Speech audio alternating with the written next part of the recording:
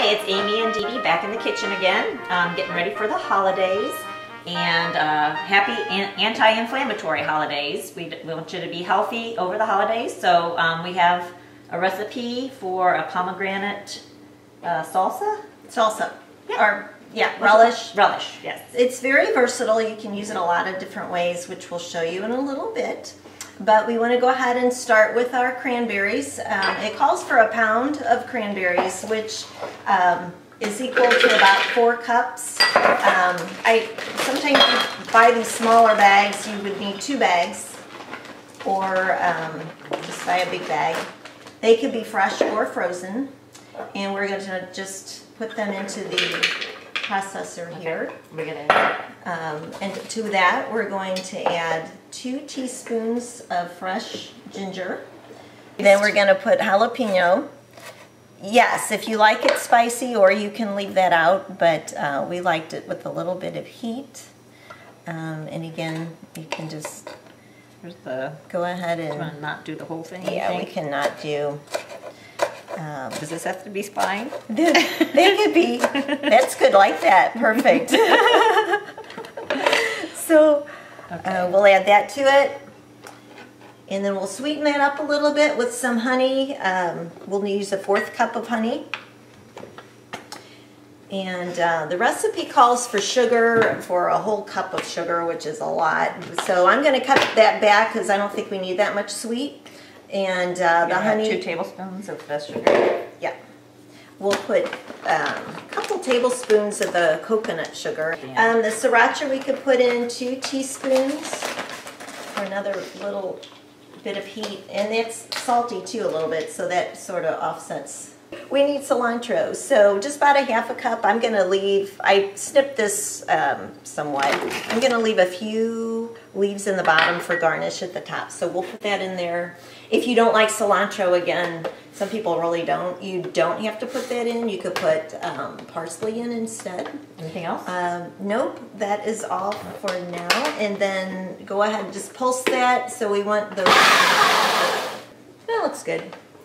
All right, and we're going to let these flavors meld in the refrigerator for a little bit. So for a couple of hours, and then we'll add the rest of our ingredients. So we'll be back.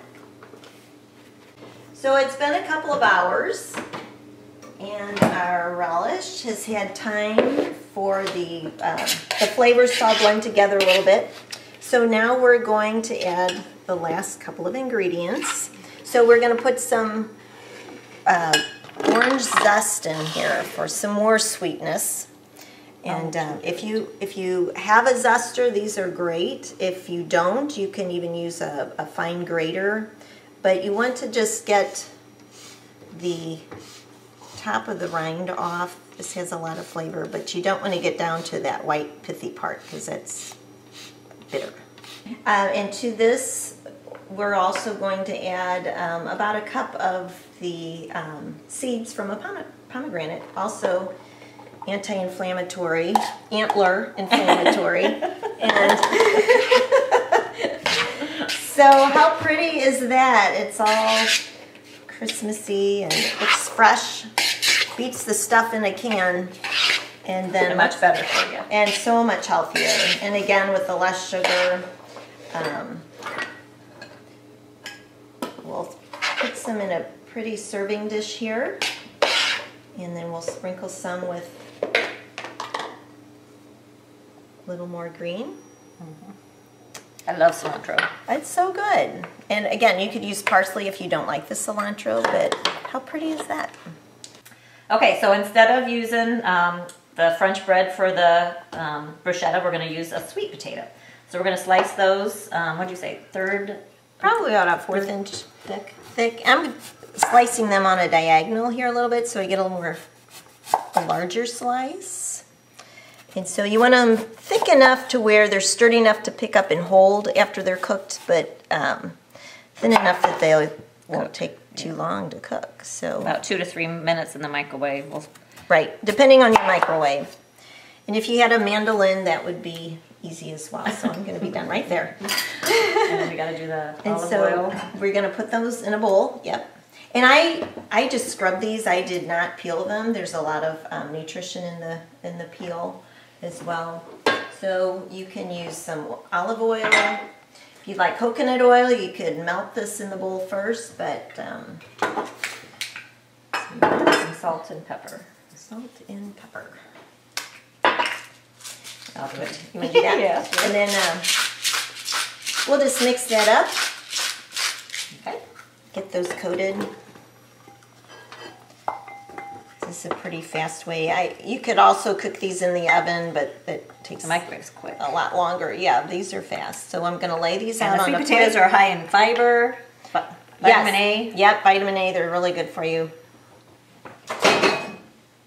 And again, cook those for about 2 to 3 minutes, depending on your microwave. You just want them tender, but not leathery, not overcooked. Okay, so our potatoes are cooked. I'm just testing them. They're tender, but they're still firm enough to pick up, even though they're a little hot. You can put some cream cheese on these, or goat cheese would be a healthy alternative as well. Probably healthier than cream cheese. That looks pretty and festive. My toppings are all falling off. And then some pecans. So actually it's a pretty quick and easy way to put a little side dish together. You know, thinking about it, if you had baked sweet potatoes, you could also just do that. Maybe if you put sour cream in it and put some of that on top and some nuts, and there you go.